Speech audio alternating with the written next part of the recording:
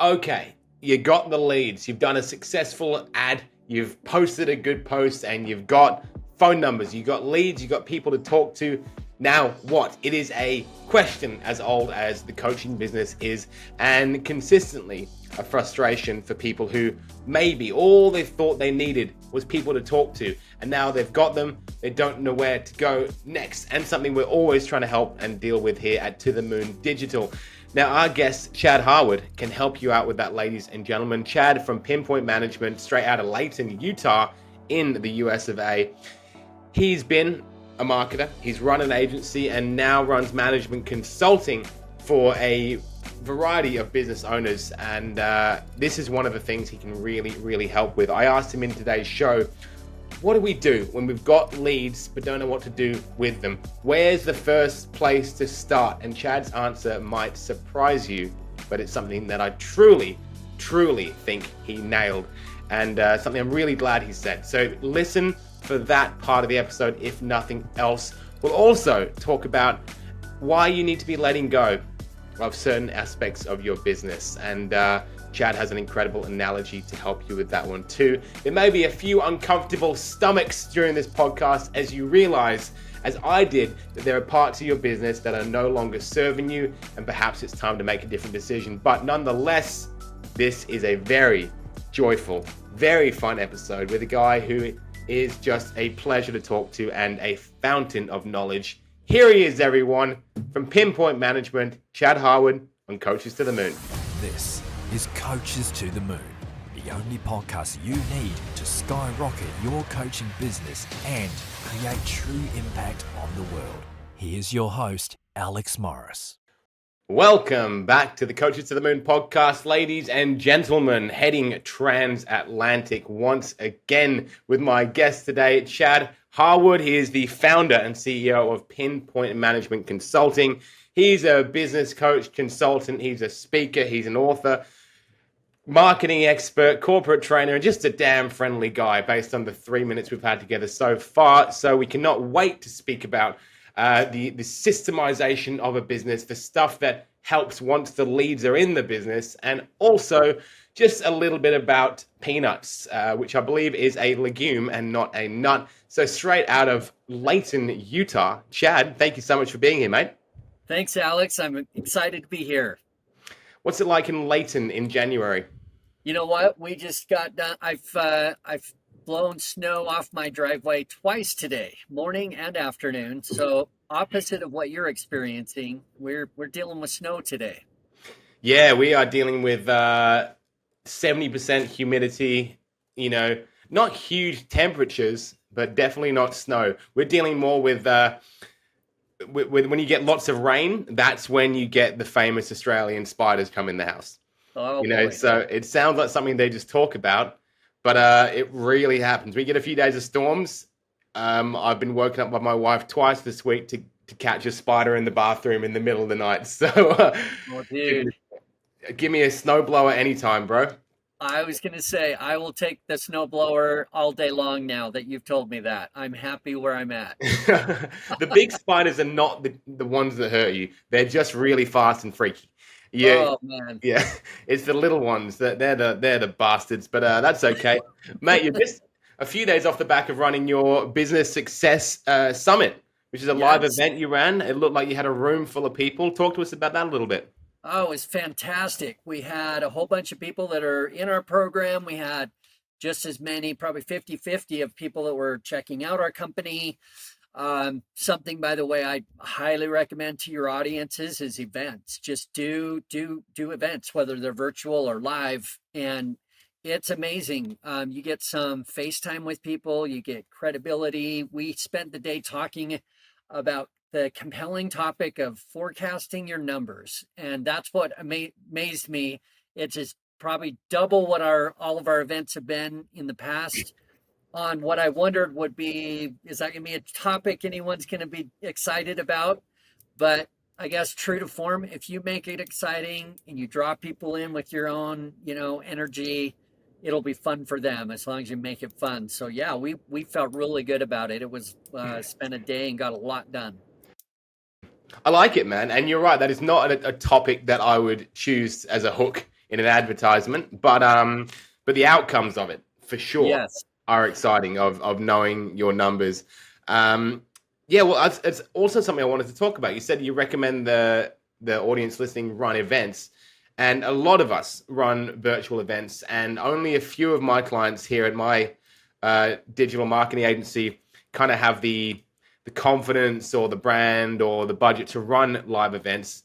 Although we are selling out one right now with a nice little funnel. So I'd love to talk to you about how do you market your events, and what's the process of filling a room basically and getting people to come and buy tickets and have that much trust and commitment to you and your business. Love it. Yes. So first of all is just have some good, keep the marketing simple. Come up with, I would say no more than 3 bullet points. And for example, on a topic called forecasting, we did not lead with that. We called it winning by the numbers and leveling up your business in 2024. And so it's all in the packaging, right? That's marketing 101. Yeah, you're going to get into nitty gritty, but we lead, we sell the sizzle. And so that's one piece. Find out what, before you do the event, I like to poll people and find out what is it in your space, whatever consulting space you're in, that your clients need. Everybody's got things they need, problems they need to solve. There's hot topics that come ebb and flow. AI is a big one right now. And how's that going to impact? How could I utilize that? Which, by the way, I would, use that as one of your marketing tools to, if I'm putting on a event on customer service or sales 101 or improving, taking on my life, being courageous in my life, run that through Chat GPT, and it'll give you and it'll even tell it how many bullet points you want and create a cool, for this kind of audience. So I don't know. Have you used a Chat GPT or AI, Alex? Have you got into that much? Yeah, we use an awful lot of it, but we don't let it create the finished product, I suppose. So in the marketing space, what we can generally do is a client will send us, like our client Miranda, what she does, she's running this incredible event coming up, and she's very a spiritual coach, and so she uses a lot of language that I do not use, and abundance, alignment, magnetism. And so what she'll do is I just say, brain dump everything you got about this event. And she sends these long just voice notes that we transcribe and then just plug them into Chat GPT and say, organize it, Yes. read and organize this for me. And then it's also very, very good at creating an ad or landing page structure. But we're starting to see tropes that it constantly uses, and you can sniff a piece of AI content once you know what it's doing. But I think it's a fantastic tool. The analogy I was given with ChatGPT AI is it's like giving a calculator, like a scientific calculator, to me versus giving it to an astrophysicist. They can use it to calculate the age of the universe, and I can just about add up the bill at the end of a meal. It's a tool, and you got to know how to use it. So that's my opinion, and I thought that was really great. Love it. Yeah, I think to me, Chat, that's one of the biggest, at least so far at this stage of the game, as I've used Chat GPT. Marketing messaging, using it in your marketing and advertising is probably one of the biggest, benefits that I think it provides. The other piece I was going to talk about is around the type of messaging. And, interestingly, back in 2021 and before, I would sell my consulting services based on the features that I have in my program. So we've got over 35 different proprietary tools that will help you execute at higher levels in your business. You're going to have a strategist that's certified that'll work with you every week for an hour and customize your business model and solve problems with you. And anyway, I was really good at the technician part of my business and talking about all those bullet points of features. Well, interestingly, I don't know if you noticed this, but since COVID hit, it shifted everyone's mindset about how they buy, and it moved us from uh, widgets and features and bullet points of tools, turnkey tools, to a humanizing personalization space of, I just need to feel better and feel safe that you can take care of my problems. And so you still have to deal with the widgets, but I found that I get much more, many more people showing up to events, many more sales when I lead with the human side of it. Meaning, um, if you are somebody who loses sleep at night because you don't know where your numbers are at, and you don't even know if you're going to run out of money before you run out of willpower to run your business, then you probably want to come to our event that we focus 100% on helping you sleep at night, know how to use the right numbers, which numbers you should look at. And because of that, you're going to make more money. This could be a record year for you, creating massive time and money freedom in your life. So you're saying the same things, but it's Yeah. coming at a more human, personal, this is where I live. And they need to know that you relate with them, that we're all about, I'm forming these communities, and I want a specialist, a consultant, not only that's good at what they do, but do they understand me? Do they feel my pain? Do they lose sleep? Do they know what that's like? And I don't know if that makes sense, but that's the layer I've seen in people's mindset since COVID. And, the latest, inflation and the, recessions and all the things we're dealing with now aren't helping that at all. It's only becoming more uncertain, and I need certainty and peace of mind and security. As a consultant, can you help me create that in my life? That's what I'm finding is kind of the new.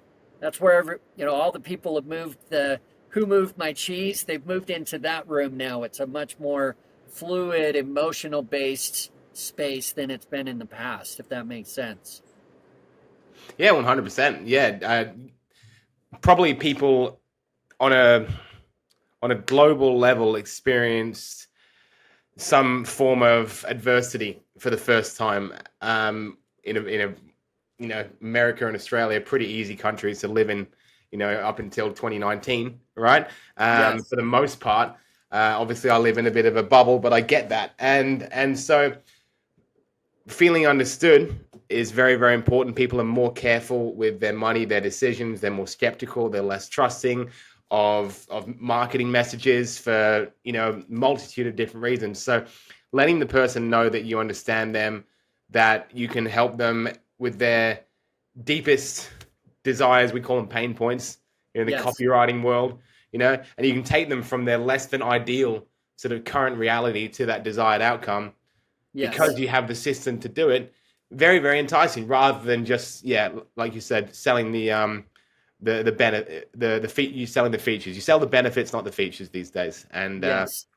it's a big message that a lot of beginners don't really get. So I like that, man. And you can tell that you've got a massive marketing background, and you before Pinpoint Management Consulting, you had Pinpoint Marketing, which Yes. is really cool.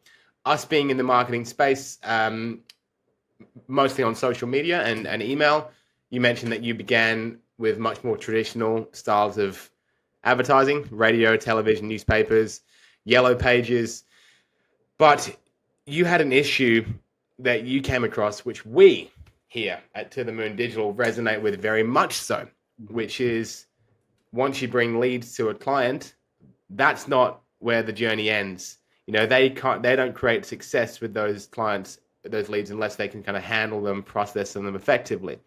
Yes. Could you please tell everyone the story about when you ran a radio ad for a guy and Yes. you got him a bunch of leads, and it was a very frustrating outcome for you?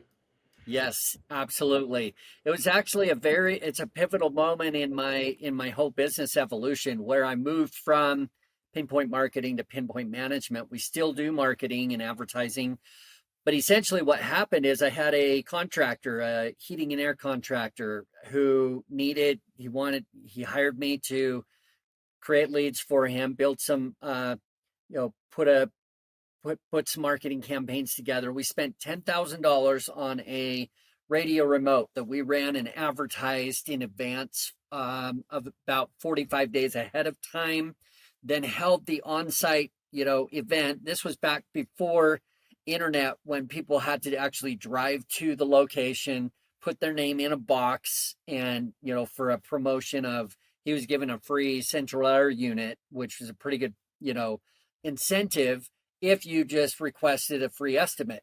And as the business marketing gods often do, of course, the day of the remote that we've been leading up for 2 months, they tore up the whole road in front of this HVAC contractor's business. So you could get through, but it was literally dirt roads, potholes. It felt like an off-road experience getting to his store.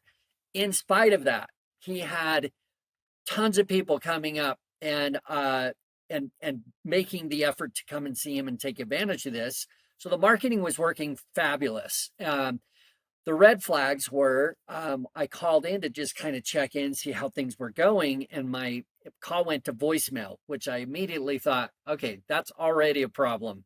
I've got people calling in and they can't talk to anybody. So I was planning on going anyway, but so I got in my car, went over quickly. I saw why nobody's answering the phone is because the owner and his one salesperson were out in the parking lot telling people about, HVAC units. And then the receptionist, who was supposed to be answering the phone out of necessity, was also out. And I knew she didn't know very much about the equipment, but she was doing her best to take care of people there. Nobody's manning the phone. So that was a problem. But in spite of all of that, the next morning we sat down and did our debrief. And I said, how did we do? How many leads did we get? How many requests for bids to come and give a free bid? He said, we have 80. I said, wow, that's actually easily double. I would have thought half that would have been great, but that's amazing. So what's next? What's the plan? And he said, well, my one sales guy's out 2 weeks, and then we're going to start on these. And I said, we just wasted $10,000. They're not going to wait around, as it's already getting hotter for you to come, get your ducks in a row and come out and see them. They'll give their money to somebody else. And these are people that took time and effort to get there. They're literally virtually already sold. You just got to show up and get the paperwork done. And the problem is he didn't even see that. And so that's when I realized, when we talk about marketing, there has to be a bigger infrastructure, a piece that we help them with, that we ask them, hey, I know I can get marketing working for you. We can get the phone ringing. My question to you, Mr. Business Owner, is what are you going to do when the phone rings? What if it works? If you've seen that commercial of the people that launch the website and they're all huddled around the computer, and then it's going boop, boop, boop, and then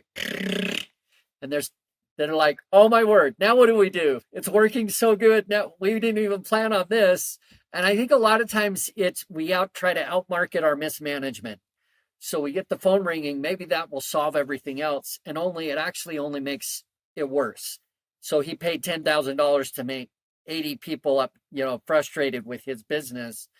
We would have been better off not doing it. So there needs to be a bigger piece, whether we provide that as consultants or we let them know, hey, I have some rules that before I do this for you, because I know it'll work, I need to know that your people are going to get taken care of if my marketing works the way I know it will, so that you actually get the money that you're expecting to make. Because if you're not ready for it, then all the marketing in the world definitely isn't going to help it, and it'll probably make it worse. So that was my experience of the HVAC guy with too much of a good thing is what that turned out to be.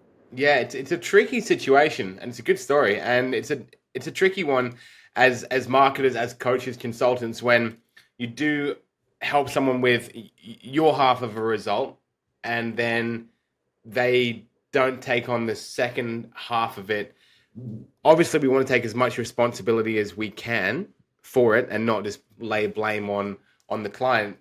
but we kind of also have to go through those situations to figure out what that person needs. So I imagine that you started your management business off the back of that situation because you realize what people need. So let's just go real basic here, Chad. Someone's got a lot of leads coming in, relatively easy. Maybe they have a social media post that pops off, or they get featured in a local newspaper or something. What's the first thing people really need to have in place for an influx of leads that'll help them to actually maximize the opportunity? Yes, perfect. So I think you need to be really clear of the problem you're solving, and then you put your pricing around those things. And this is the caution that a lot of times, especially as entrepreneurs, we're like kids in a candy store. So all those opportunities look amazing, and I'm sure I can do all those things. And in my consulting company, we had a lot of people asking us once we moved into pinpoint management, hey, can you build a website? Could you manage my social media? And they were complementary to our business development of building their standard operating procedures and their plans, help them with finances. But I realized pretty quick I was getting further and further away from what our core business was. So that's the first thing I would make sure that you're clear on is where's my sweet spot? The sweet spot is, where do you make your most amount of money with the least amount of effort? What's your wheelhouse? Maybe it's marketing. Maybe it's helping people create new habits, or whatever those things are that you are as a consultant.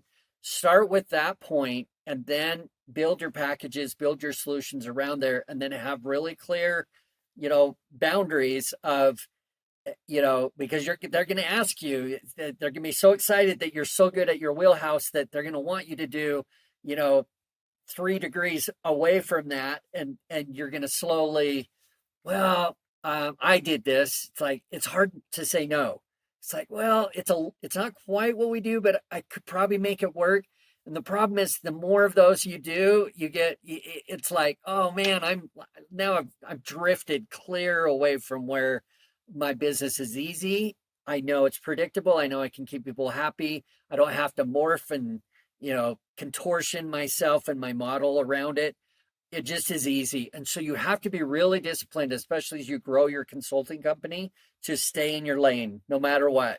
And then have some affiliates. That's another option. Is like, I don't do that, but I do have a good reference for you. And if you want to form an affiliation partnership with that person, you just white label it, or you say, yeah, we could do that. And either white label it, so you're not doing it and you're handing it off, and say, so-and-so will be giving you a call to handle that part. Or you can say, they're not affiliated with me, but they'll take good care of you if you want to do it that way. And you can either have a referral agreement that you both just kind of exchange. They don't want to do what you do, or you could even get money off that. It's another revenue stream where you can exchange, revenue for, if that person ends up signing them up, then you get a flat rate for that. So lots of ways you can do that. Incredible answer from you, because what most people probably expected, or what I expected you to say when I said, what's the best thing to do with your leads, was you to be like, oh, get a CRM, or get like an appointment setter, or a good email sequence. But saying that you've got to be steadfast and confident in what you actually do makes so much more sense, because and then I was laughing the whole time you were saying it, because we do these things. We say, oh, I don't really do that, but I can do that, and I want the client, so we'll do that. And then you're doing that for, it's fine we do it for 1 or 2 people. When you're doing it for like 26 people, and you've got to be like, oh, what are the logins for Susan's freaking WordPress? That gets real tricky real fast.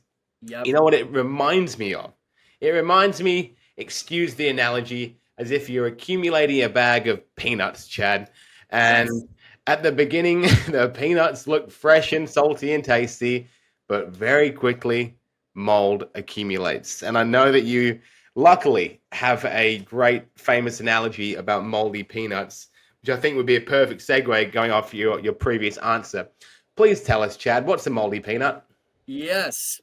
This I've done over the 25 years of training and events. I always tell this story at some point in the process, and it's around execution. How we make changes in our business and in our plan, whatever that is. And I use the analogy of how they catch monkeys. And if you know how they do this in Africa, they will put a handful of peanuts in a log or a tree, and the monkey can smell the peanuts from a long ways away. They love them, and so they'll find the peanuts. They'll reach their hand in, grab onto that handful of peanuts, but the crazy thing is, once they're holding on to them, they can't get their hand back out of that hole unless they let go.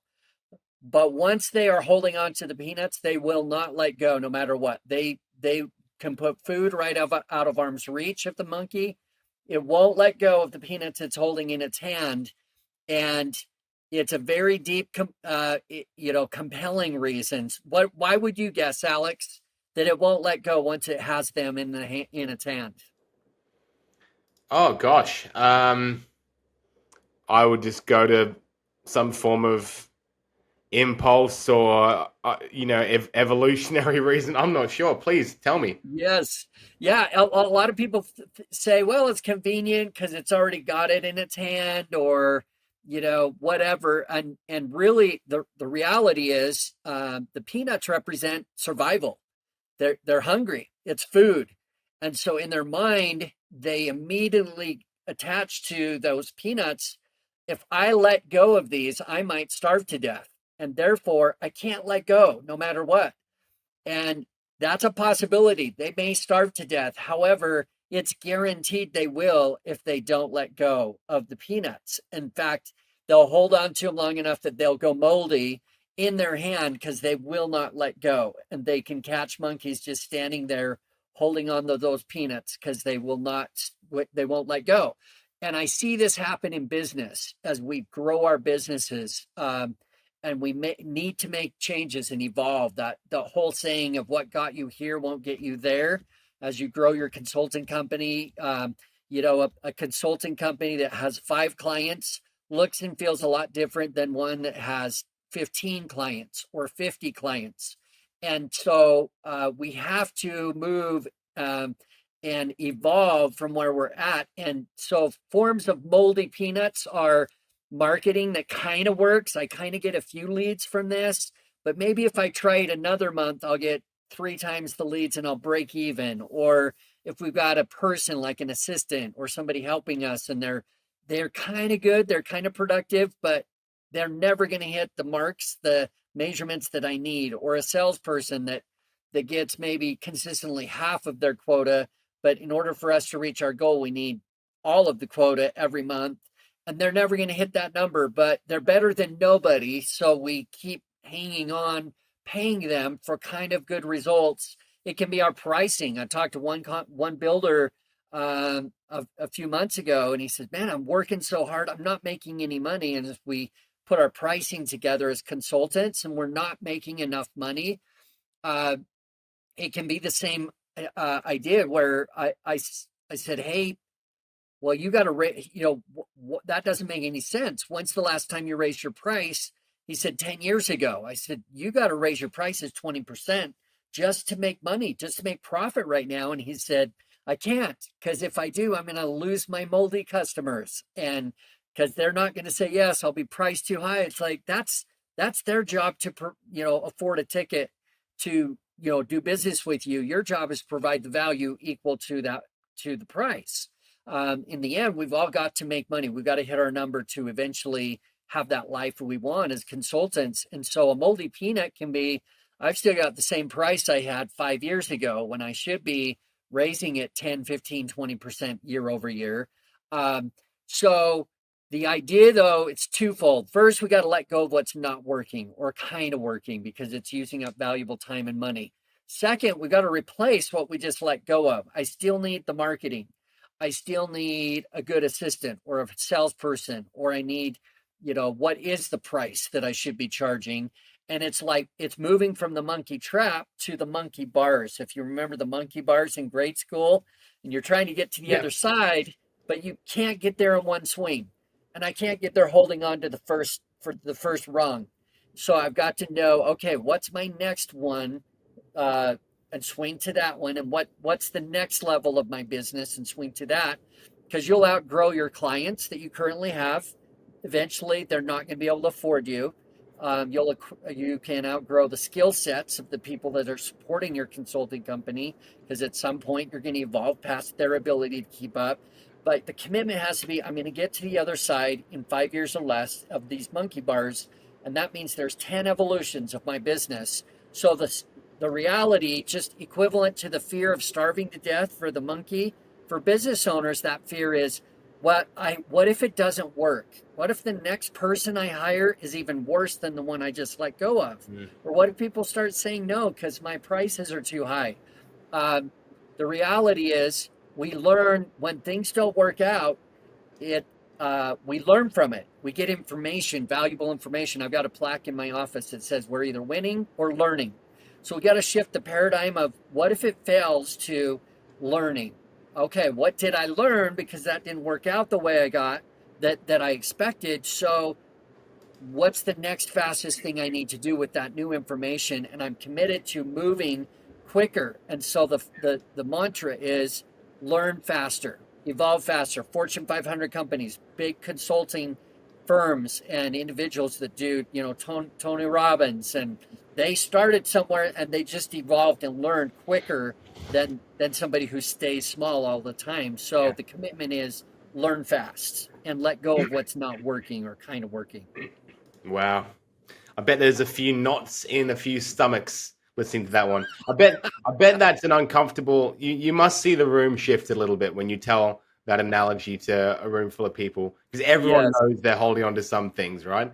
Yes, Everyone they do. is making decisions in their head as you say that, which is tricky. But you're a very good speaker. Far out. I can see when people come to your events. These are great stories.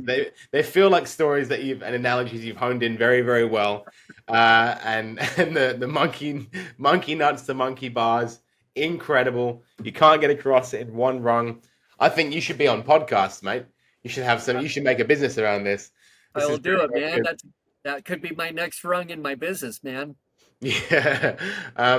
This is not a podcast about me, but at the beginning I told you that a moldy peanut in my business was basically a marketing strategy we used for about a year, and it definitely brought us from one level to another, and now and then it just started falling off again, and then it's causing problems. So we're basically in a relaunch right now of a brand new offer that's, as this podcast goes out, it's going out the day we record this podcast, which is very exciting.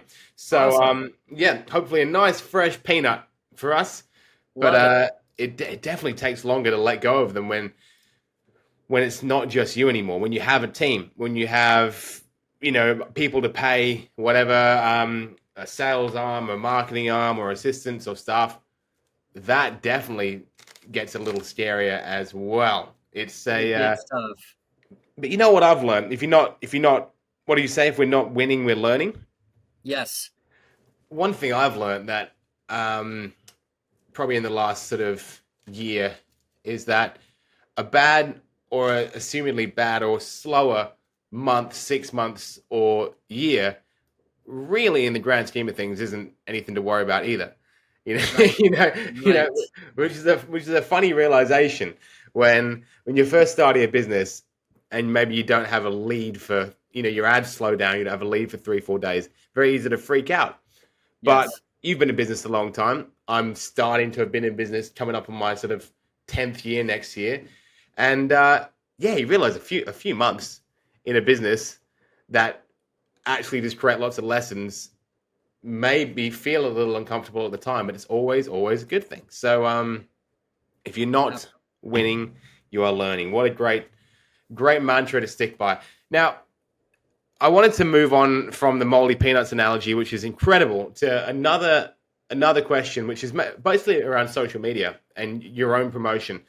Yes. Because we've actually had a couple of people on the show recently who have worked with a lot of clients in the construction trade industry, HVAC and etc. We call them tradies here in Australia. And I noticed that you do a lot of your marketing on LinkedIn.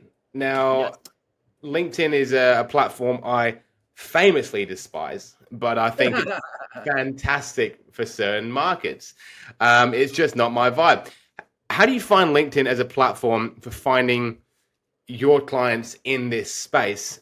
And what are you doing to, actively go out, attract more business organically in 2024? Yeah, great question. I look at all the marketing mediums. It's like we're all fishing, right? And we're all trying all the different baits. And there's plenty of more, definitely more than when I was an advertising agency in 2000 when we had those four things: print, radio, TV, and yellow pages. A lot more complex now, and essentially, um, for me, there's some common fundamentals that I will do regardless of the medium, whether it's Facebook or Instagram or LinkedIn, and that is be relatable. Uh, Again, identify with. I'm getting a lot of success, for example, doing case studies and telling stories. People love stories, and they want to know, how did you solve, you know first of all, they want to know that I'm not the only one struggling with this, X, whatever you're consulting about. And secondly, they want to know that you relate with them and that you've worked with other people in that very same situation.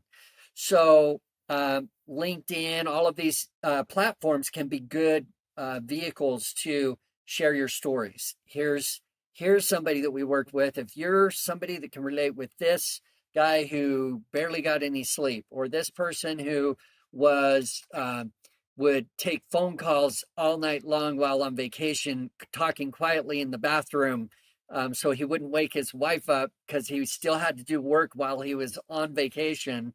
If you can relate to that, that's what they were at, and here's what we did, and here's where they are now. People like to see transformation.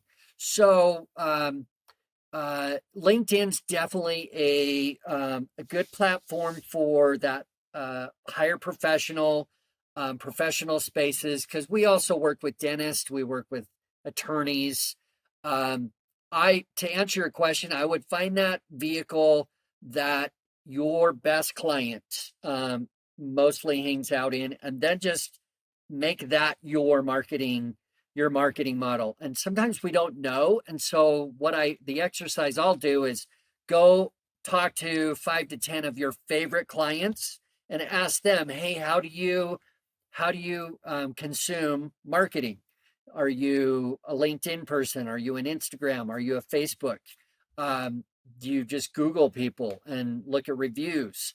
Find out how they walk and talk, and then match your marketing model to that. And not all things are for all people. To your point, Alex, you have to decide to make it what works for your best client. Totally. We actually filmed a video about this recently. People ask, what's the platform we should start marketing on? And it's, where's your audience hanging out? There's certain ones that are quite universal. I think Instagram's relatively universal. That goes across most. I think that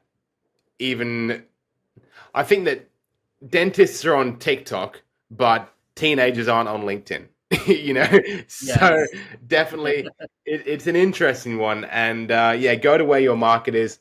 Funnily enough, man, for me, as much as Facebook is not cool, which fits me perfectly because I have never been cool. It's a perfect place for coaches, because they love, I think, the community features, the ability to have a group, to go live in a group, to build trust, have multiple ways of speaking with someone via, and also the ability to like do a post with a nice long caption and a link in it and a call to action. I still think it's while it's not the most socially trendy platform, super duper useful for the coaching and sort of personal branding space, which is Yes. great. And LinkedIn, yeah, I love the specificity of like targeting on LinkedIn. Yes. Super cool. It's definitely a quality over quantity platform. Yes. I find on LinkedIn, which is really cool. Are there a lot of, what's the word? I know you said you work with dentists, attorneys, that sort of thing as well, but are there a lot of tradespeople on LinkedIn as well? Are they finding business there? I think most of them in the like the construction space, I would say more of them are on Facebook. Yeah.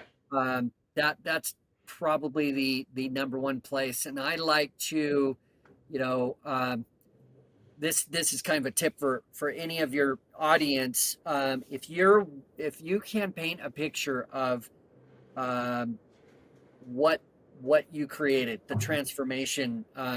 One nice thing when you've got a kind of a tangible thing like a remodeler who can show a before and after of the kitchen that he did. Um, and you just say, hey, so and so is super happy and excited. Look where we, look where we, what we created out of this kitchen. And as social media, ironically, the more you work at not selling on it, the more you'll sell. The minute you try to sell, then people, it's like, it's a different, you have to know the tool. And it's more of a, I like surveys, silly, poll questions that get people thinking that hook them into interacting with you. And then eventually they just come to like you. And then they go, no, okay, so what do you do again? Like, what do you consult about? And I see this with consultants a lot. It's all about building that, what I call relationship equity with them. Yeah. And then they will just naturally come to you as a client versus us trying to hard sell them. Hey, you ought to work with me. I could definitely take you to the next level. Yeah. Don't go there. Create a relationship. Ask them questions about, their trip they just had, or, private message me. I've got some ideas on going to England. I just came back from there. And pretty soon it's not at all about, what you're selling. And then you ultimately end up selling them. So it's kind of cool. Yeah. Yeah, it's definitely a long game, the organic marketing thing. That's why we do paid ads, but the organic marketing is a longer game. It's one of relationships. That's why case studies work so well. Like you just mentioned, you're just showing someone you can do it without actively saying, come do this with us. And it's also why I think LinkedIn is just, it's like walking into it. LinkedIn feels to me like when you're kind of on holiday in like, I don't know, some touristy area like Venice, and you walk down the street and there's like 70 people trying to sell you something. They're all like, trying to hand you something. You walk into LinkedIn, there's all these private messages like, hello, sir. Okay, see ya, bro. I'm out of here. I'm I'm going back to Facebook. But really, really great. I'm actually loving this new platform called Skool at the moment, Skool, which is like a new, I don't know, I guess it's like a community-based learning platform. You start a membership and you put content in there. It's kind of gamified and very, very cool. I've actually just been added to a couple of school communities and programs I've bought. And I think this could be the future, this one. There's a few people doing something like it, but it's just efficient, effective, and Skool. That's my hot tip. That's my hot tip for the year. But check that out. Well, yeah, put your clients in there, get them all engaging together. I think that's a really cool idea as well, because we're all learning from others' mistakes and other people's feedback, and there is more than enough abundance to go around. We are not all in competition. We don't have to be, I believe, in this life. Mate, Chad, really enlightening interview. Lots of very, very tangible tips, lots of lovely analogies. Just a bloody good time, mate. You're a very cheerful dude. Thank you so much for sharing your knowledge with us today. Likewise, Alex. Such a pleasure to meet you. Thank you. Excellent. Well, we'll have all the links that we need in and around this podcast, wherever you happen to be listening or watching, up, down, in and around, you can reach Chad Haward, Pinpoint Management. And, if you're in the area, there's a new Business Success Summit coming in about 3 months' time, I believe. Yes, April 19th. There we go. We'll be streaming that, so it'll be fantastic. Oh, fun. Good idea. Yes. Good Yes. idea. Well, shoot us the streaming link, brother. The America and what time is it in Utah right now? So right now we are at 5:50 in the evening. Yeah, that's not too bad. It's 11:50 a.m. here. It's not too bad of a time zone. Right. Some of America we can actually manage. So I guess your events would probably start super duper early morning our time, like crazy early morning. But you'd wake up at 4 a.m. for a flight. So wake up at 4 a.m. for Chad. That's what we say Right. here. We'll make it worth it, I promise. Wake up early for Chad. That's going to be on a t-shirt by the end of April. Thank you so much, Mr. Harward. Really, really great having you on. And anybody listening or watching, we indeed love you for that. I'll be back next week with another episode or two of Coaches to the Moon. Until then, thanks for listening. Much love and peace out. Hey guys, I really hope you enjoyed today's episode. Thank you so much for sticking around to the end. If you love our guests, then in the show notes of this episode, you can find their socials, you can follow them, you can learn more about all the free resources and programs they've got. I highly recommend you do it. Until then, thank you so much. I'll be back here next week with Coaches to the Moon. Have an amazing day. Peace out. Coaches to the Moon will be back next week. Until then, reach us on Facebook at To The Moon Digital Marketing.